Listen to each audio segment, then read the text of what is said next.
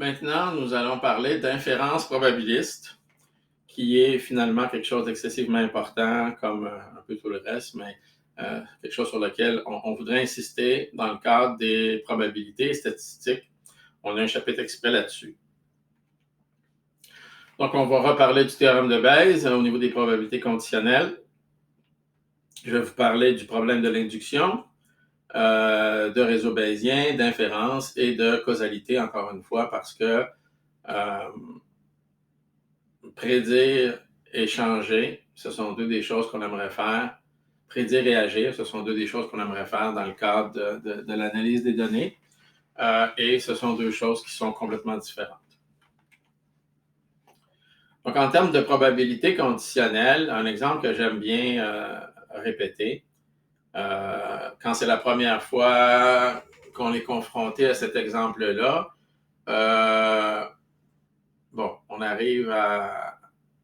on est surpris.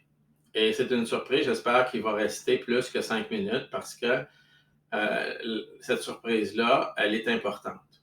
Donc, si, dans un exemple hypothétique, les valeurs que j'ai choisies ici sont arbitraires, mais elle illustre bien le concept. Donc, imaginons qu'on ait un test de mammographie à une certaine époque, dans un certain pays, où 80% des personnes qui ont un cancer du sein obtiennent un résultat positif lorsqu'elles font la mammographie. Et parmi les femmes qui n'ont pas un cancer du sein, 10% seulement obtiendront par erreur un résultat positif. Donc ici, le taux d'erreur du test n'est pas le même. Le test a un taux d'erreur de 20% dans son erreur à détecter une maladie et de 10% dans son erreur en termes d'halluciner une maladie qui n'existe pas. Bon, si on a, par exemple, 1% des femmes qui font un test de routine pour le cancer du sein et que vous connaissez une de ces femmes-là et elle est triste, elle vous dit « Je viens de recevoir mon examen et le test est positif. » Alors, quelle est la probabilité que cette femme-là ait effectivement le cancer du sein? Et là, vous allez me dire « Ah ouais, mais là, c'est un peu compliqué, tu as choisi 20% d'erreur d'un côté, 10% de l'autre. Attends, ça me prend un crayon. Hein? Il faut réfléchir un peu à ces choses-là pour être capable de faire le calcul. Donc, on pourrait penser que finalement, après avoir regardé les chiffres, 10% des femmes qui n'ont pas le cancer du sein vont être testées par erreur. Alors, je pourrais peut-être conclure qu'il y a juste 10% que ce soit une erreur. Si elle n'avait pas le cancer du sein, il y aurait seulement 10% que le test fasse une erreur. Et puis, on pourrait dire, ben écoute, c'est fort probable que le test était bon, et puis tu devrais être inquiète, et puis tu devrais, le plus rapidement possible, te faire traiter. Le problème, c'est que le raisonnement que je viens de faire, encore une fois, est complètement mauvais parce que on a négligé, encore une fois, une erreur que les gens font constamment. On a négligé ce qu'on appelle la probabilité de base. OK? Et ça porte un nom. En anglais, c'est Base Rate Fallacy. Vous fouillerez pour trouver le nom en français.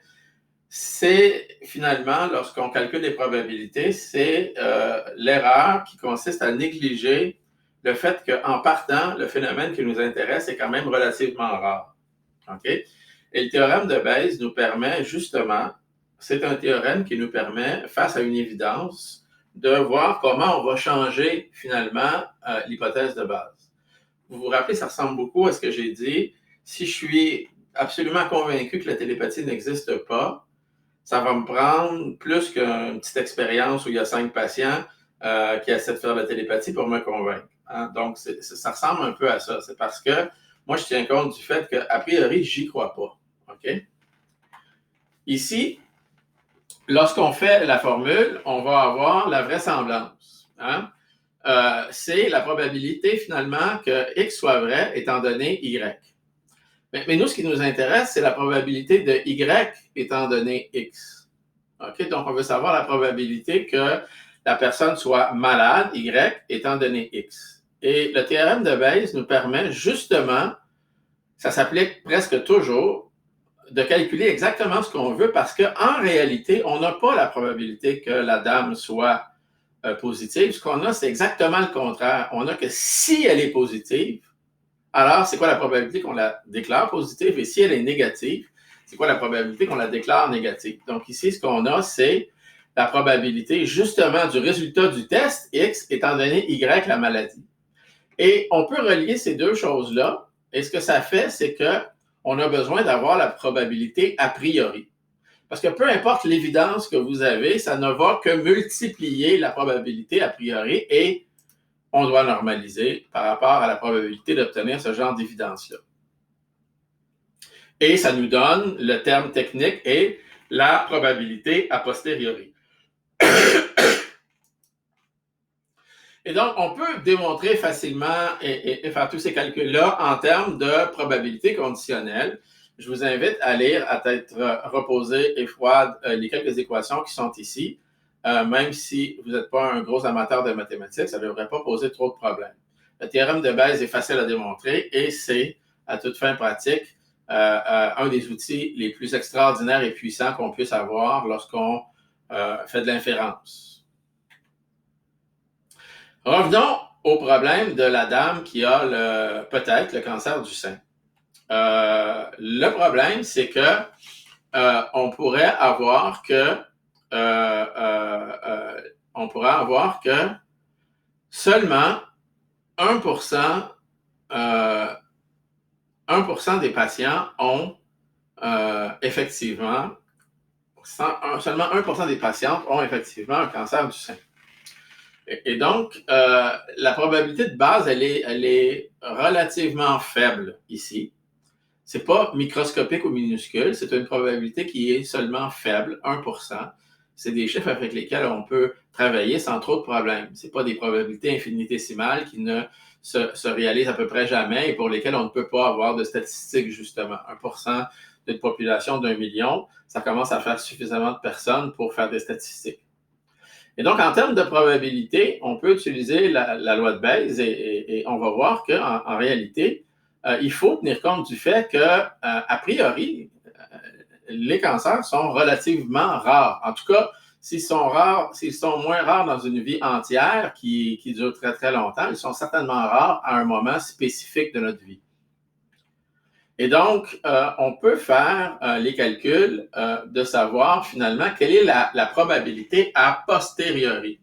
Et donc, maintenant qu'on a vu la règle de Bayes, on sait quelle est la probabilité d'être déclaré positif quand on a le cancer. C'est ça qu'on sait. On aimerait savoir c'est quoi la probabilité d'avoir le cancer quand on est positif. Et c'est mêlant. J'espère que vous allez écouter cette vidéo-là au moins 2 fois et qu'ensuite, vous allez faire quelques calculs avec des valeurs imaginaires. Essayez de pousser l'exemple un peu plus loin que le 1%, vous allez voir que vous allez avoir des résultats hallucinants.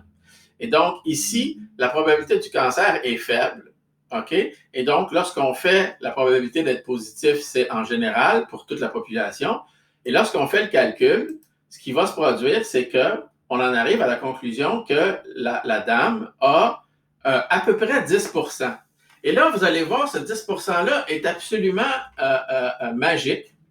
C'est un 10% qu'on aurait pu approximer assez facilement parce que, comme le test avait un taux d'erreur de 10%, et comme le test était correct 90% du temps, en réalité, dans un contexte comme celui-là, on pouvait penser qu'un test positif va multiplier par 10, étant donné qu'il a une chance sur 10 de se tromper.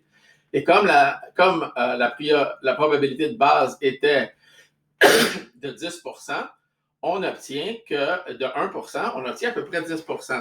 C'est une règle de base qui fonctionne seulement si les probabilités sont petites, évidemment, parce que si les probabilités étaient grandes, vous dépassez 1. Et c'est pourquoi ce n'est pas une règle qui est exacte. On a 10,7% et non pas 10%. Et si vous n'êtes pas convaincu,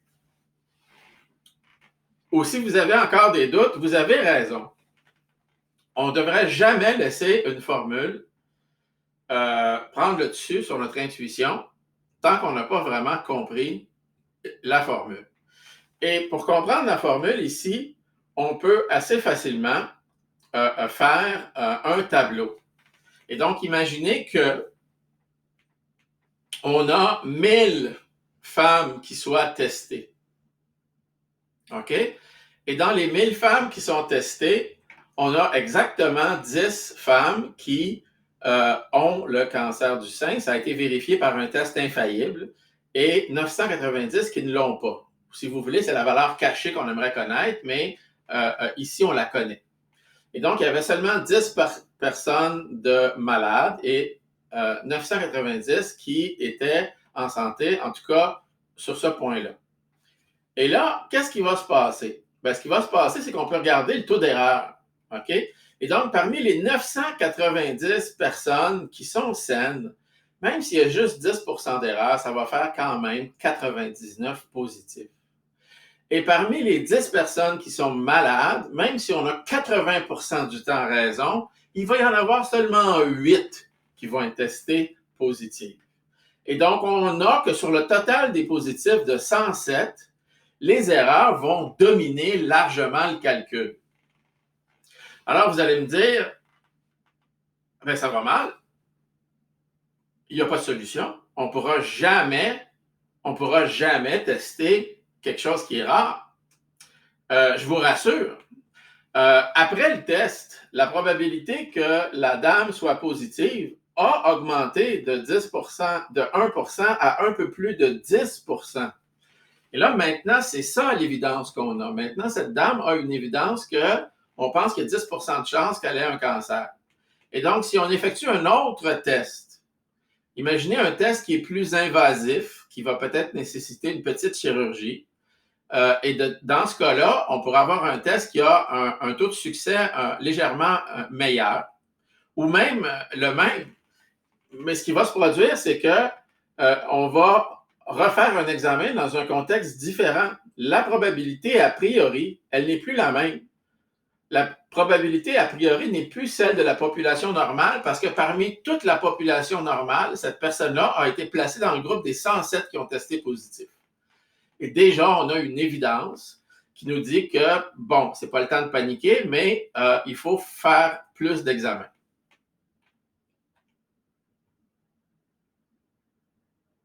Alors, faites attention avec ce qu'on appelle la probabilité de base. OK? La probabilité de base, c'est quelque chose qui est excessivement important. Ça se manifeste dans toutes sortes de problématiques où les éléments sont rares. Et lorsque les choses sont rares, il faut faire attention parce que plus un événement est improbable, plus ça devrait être difficile de vous convaincre que cet événement-là est réellement en train de se produire. Donc, il faut beaucoup d'évidence pour vous convaincre de quelque chose qui est très improbable. De la même façon, si quelque chose est extrêmement probable, OK? Par exemple, vous avez que 99,9% de la population ont une certaine caractéristique et qu'il y a seulement une personne sur 1000 qui ne l'a pas. Avant de conclure que vous êtes cette fameuse personne-là extraordinaire, vous êtes le 1 sur 1000, peut-être que ça va vous prendre davantage d'évidence qu'un petit test statistique là, qui a juste une chance sur deux d'avoir raison. Donc, ça marche dans les deux directions.